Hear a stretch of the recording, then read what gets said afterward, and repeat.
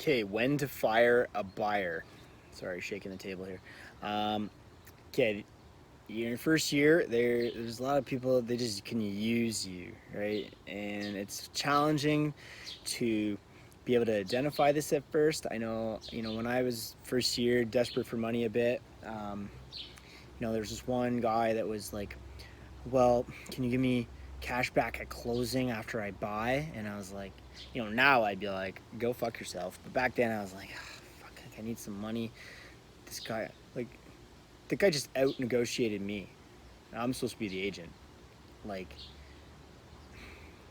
it sucks when you're new, right? Because you think it's like, if you can just avoid it and tell them to pound salt immediately. You don't have to get too emotional actually about it. Like, you don't have to be like, I'm a realtor. Like, we deserve our money. Because you probably don't deserve your money because you're brand new. But when you get a bit more senior, you do deserve your money and they can get the hell out of here. You hold the cards. But back then, yeah, I should have fired this guy. So these people, there could be people that take advantage of you like this as well.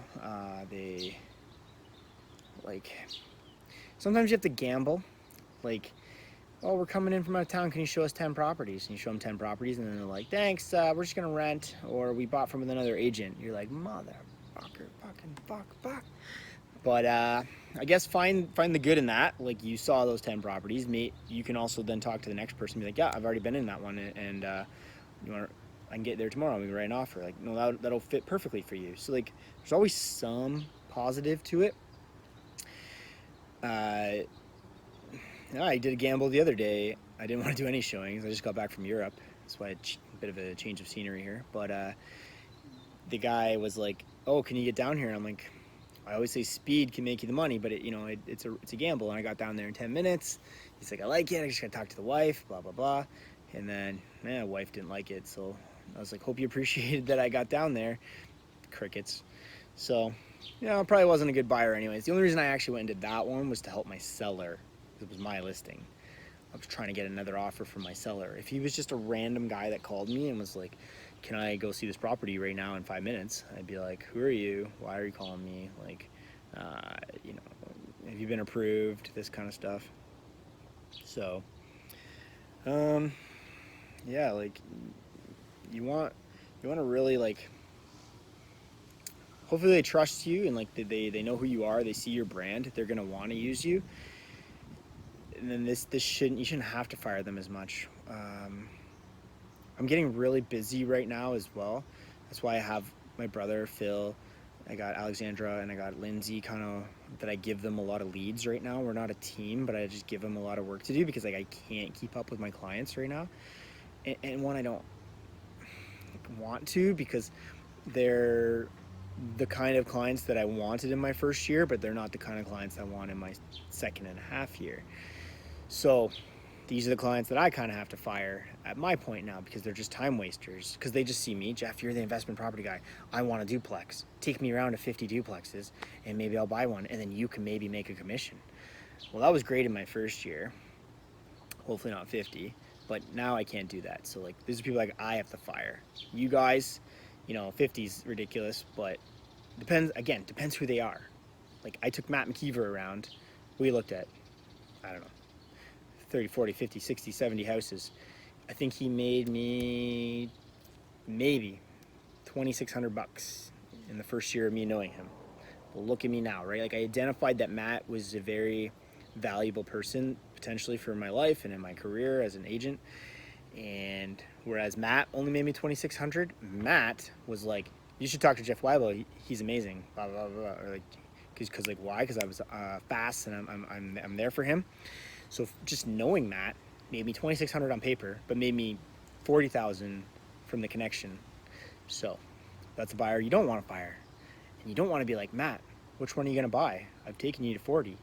No, I was there. I was learning. We were going over it, and then the next person that asked me, hey, have you been to Fake Street? Yep, I was already there with Matt. What did Matt think? He thought it was good. He just didn't have a money partner lined up or something like that, and then you were able to get that property. If you're just doing residential, then you just get to know the neighborhood a bit better, and you can be like, yeah, I've already been through this home and it was very similar, and it was just down the road. Get out there, see properties in your first year all the time. So yeah, you might have to fire these people, these time wasters, and don't get too emotional on it. Like even me, 2.5 years, people took advantage.